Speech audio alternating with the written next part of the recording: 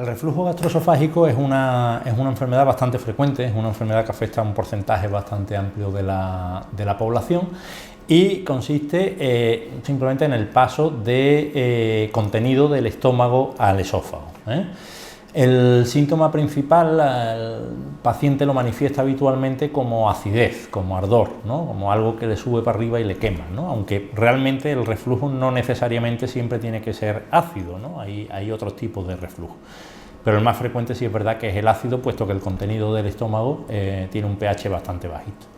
Entonces, es una enfermedad crónica en el sentido de que el reflujo, el paso de ese contenido, ese ácido del estómago al esófago, puede dañar las paredes de un órgano como es el esófago, que no está preparado para recibir ese ácido, y entonces provoca pues esofagitis, puede provocar úlceras y puede provocar incluso zonas cicatriciales y zonas estrechas que dificulten un buen paso de la comida a ese nivel. Causas más frecuentes, bueno, en primer lugar hay que decir que el reflujo es una situación fisiológica, quiero decir, todos tenemos reflujo, hay un pequeño paso de un pequeño escape del estómago al esófago, y eso no tiene por qué ser una enfermedad.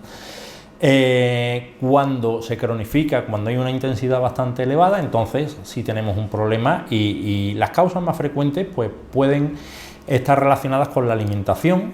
La obesidad es un factor de riesgo importante, el tabaco, el alcohol, los excitantes, ¿no? Son digamos, intervenciones que hacen, que favorecen que el ácido suba para arriba y en mayor intensidad, ¿no? Y después, otro factor determinante y otro factor que favorece el reflujo, no siempre tiene que existir, pero es muy frecuente, es la existencia de una hernia de hiato. La hernia de hiato no es más que el estómago que está en el abdomen, pues por debilidad de los ligamentos que la sujetan al diafragma y a los huesos y a los restos de órganos, pues sube hacia arriba y se introduce en el tórax. Entonces hay menos distancia desde el estómago a la boca y favorece que todo el ácido vaya para arriba, puesto que el mecanismo de cierre del cardiac, ¿no?, que es la válvula que separa el esófago y el estómago, pues no funciona adecuadamente. El reflujo puede afectar a cualquier persona, cualquier tramo de edad, cualquier sexo puede estar afectado. Afecta mucho a personas obesas, personas con sobrepeso, contra más peso tenga uno, más, digamos, más esfuerzo, más favorece que el estómago suelte ácido para arriba. Suele afectar también a personas mayores, a personas contra más edad tengamos, pues el mecanismo de cierre valvular pues se va debilitando, y también es una entidad que es muy frecuente en niños, ¿no?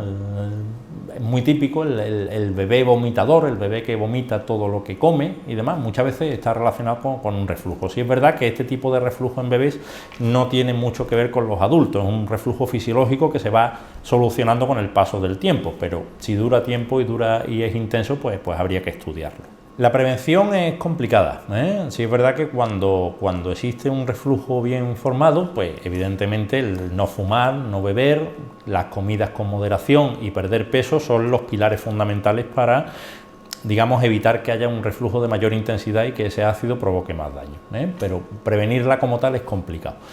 También cuando hay una hernia, pues esa hernia en un momento dado se puede tratar mediante tratamientos quirúrgicos, algunos tratamientos endoscópicos que quedan un poquito al margen de este tema, ¿no? Pero después para el tratamiento sobre todo es controlar el ácido, Para controlar el ácido tenemos los llamados, entre comillas, a mí no me gusta llamarlos así, pero es un término muy conocido en la población, que son los protectores gástricos. Los protectores gástricos, el omeprazol y su familia, lansoprazol, esomeprazol, etcétera, son fármacos que lo que hacen es disminuir la secreción de ácido por parte del estómago, con lo cual si hay menos ácido en el estómago, menos ácido sube para arriba. Después hay otra serie de fármacos, son los procinéticos, que lo que hacen es, empujar todo lo que viene hacia arriba, digamos que aceleran el proceso de vaciamiento, con lo cual hace que el ácido esté menos tiempo en contacto con el esófago y por lo tanto provoca menos daño. Y después, tenemos los antiácidos como tal, que son fármacos que se utilizan como tratamiento sintomático, ¿no? En la farmacia se venden sin receta habitualmente, son muy fáciles de conseguir y muy baratos, y son fármacos que están tipo Almagato, tipo Almax, tipo Gaviscon, tipo fármacos que anuncian incluso en televisión y demás. Son productos que lo que hacen es aliviar sintomáticamente, es decir, son productos que están diseñados como complementos a un tratamiento antirreflujo a medio o a largo plazo. Entonces, son fármacos que están bien para llevarlo siempre en el bolsillo, en una cena, ante una salida, ante un momento de debilidad, pues echar mano de él y alivia los síntomas. El diagnóstico de la enfermedad por reflujo gastroesofágico es un diagnóstico clínico, quiero decir, el paciente entra y nos cuenta: mire usted, doctor, tengo ardor, tengo comida que se me viene para arriba, y pues ya prácticamente el diagnóstico está hecho. Lo que sí hay que hacer es una evaluación de esos síntomas, si son más intensos, menos intensos, si son más prolongados en el tiempo y si ese ácido ha sido capaz de ir provocando algún daño en la mucosa del esófago. Entonces, la prueba principal para hacer una evaluación de la situación es la endoscopia, ¿no? La endoscopia oral. La endoscopia, ya hablaremos otro día si tenemos ocasión, es introducir un endoscopio, un tubo a través de la boca, llegamos hasta las primeras porciones de duodeno y lo que hacemos es ver, vamos mirando cómo está toda la superficie mucosa de todo el tubo digestivo superior. E incluso dentro de esa endoscopia, si hay alguna lesión o hay algún daño, alguna herida, pues podemos tomar una serie de muestras para analizar al microscopio. Es una prueba que es absolutamente indolora, la hacemos siempre con sedación, con lo cual el paciente pues está perfectamente tranquilo, no se entera de absolutamente nada y la sensación a la hora de despertar 10 minutitos después es que, bueno, pues no ha pasado nada y que si hubiera que repetírsela pues no tendría ningún problema, con lo cual es una prueba que es bastante aceptada, ¿no? Eso en cuanto a evaluación de los daños. Muchas veces nos interesa también evaluar si ese reflujo es puntual en un momento dado del día, ante alguna situación, ante alguna comida, cuando uno se acuesta, si es mantenido a lo largo del tiempo y la intensidad también, sobre todo de cara a proponer tratamientos un poco más avanzados como pueden ser los tratamientos quirúrgicos, ¿no?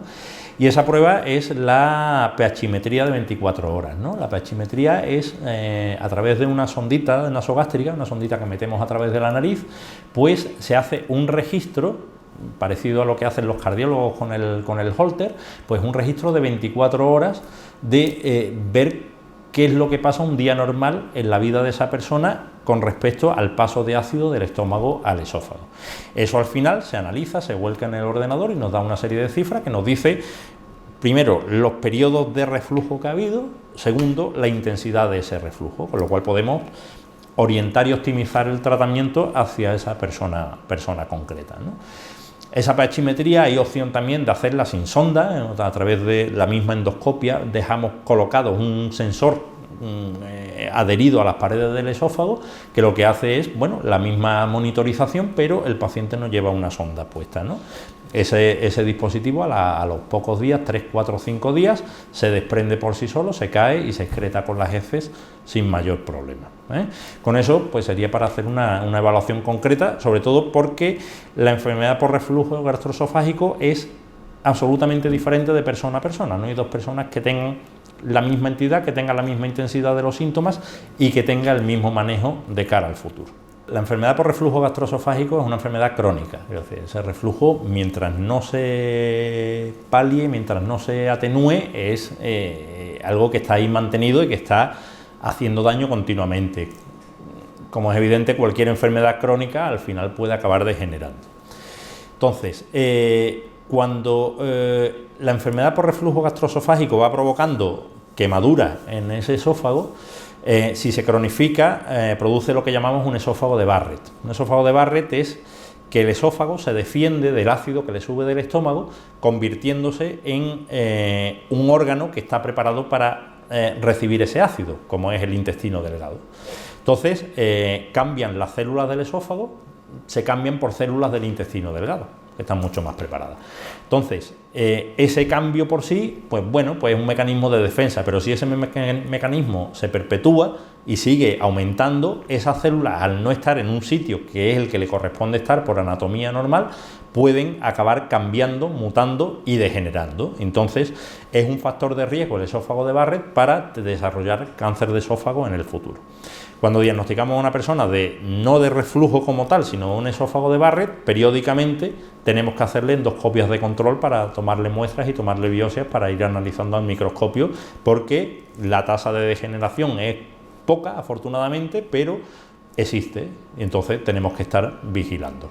Entonces, no quiero transmitir con esto un miedo de que todo el que tenga reflujo gastroesofágico puede padecer un cáncer de esófago en el futuro, pero sí que es una enfermedad que hay que evaluarla y hay que tomar el tiempo necesario para ver en qué situación está en este momento, y a partir de ahí el tiempo nos irá quitando razones. No solo es el problema de la degeneración en un esófago de Barrett y en un cáncer, sino que el reflujo mantenido también, entre comillas, irrita, ¿no? Irrita al esófago. Entonces, esa apertura de heridas, cicatrización, puede hacer que el esófago se estreche y haya un calibre menor a la hora de pasar la comida. Inicialmente, si hay buen paso de comida, no hay ningún tipo de problema, pero si eso llega a un calibre que no puede el paciente tragar suficiente comida, puede provocar un verdadero atasco, ¿no? Y a veces es necesario incluso hacer endoscopias de forma urgente para sacar trozos de comida que al paciente se le quedan ahí impactados. Con esas estrecheces, con esas estenosis, pues bueno, pues el tratamiento es relativamente sencillo. A través de endoscopias podemos dilatar, podemos abrir, podemos aumentar ese calibre, pero al final hay que tener claro que no es más que una consecuencia de lo mismo, de una acidez, de un reflujo, de un paso de ácido mantenido crónico de una intensidad suficiente. Entonces, insisto, hay que evaluar bien cuál es la situación del paciente en un momento actual e intentar prever el futuro, intentar individualizar el tratamiento y el manejo para cada paciente para intentar evitar estas situaciones en un futuro a medio y a largo plazo. Clínica Dr. Sánchez Muñoz, médico especialista en aparato digestivo con más de 15 años de experiencia. Realizamos endoscopia digestiva y colonoscopia con sedación en unas modernas instalaciones con tecnología de última generación. Clínica Dr. Sánchez Muñoz. Estamos en calle Ruiz Zorrilla 11 bis, Bajo, en El Secano, Algeciras. Teléfonos 856 128 051 y 956 799 142 y en www.digestivosanchezmunoz.com.